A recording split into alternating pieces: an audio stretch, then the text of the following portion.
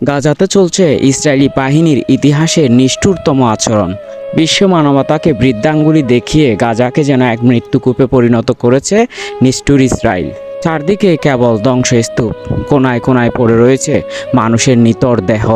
এইসব চিত্র যখনই মানুষের সামনে আসছে, সারা বিশ্বের মানুষ তখন কাঁদছে।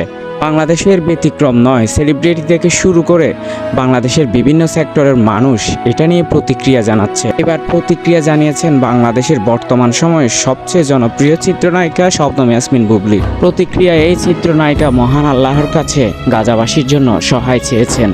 গাজায় এমন বর্বরতা, অথচ সারা পৃথিবীর যারা মুসলমান রয়েছে তাদের প্রতিনিধিরা নিশ্চুপ ভূমিকা যখন পালন করছে, তখন সাধারণ মানুষ থেকে উঠে আসছে প্রতিবাদের কণ্ঠস্বর।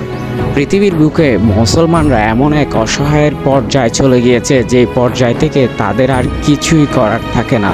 কেবল একটা জিনিসই করার থাকে, সেটা হচ্ছে সৃষ্টিকর্তার নিকট হাত তুলে দেওয়া।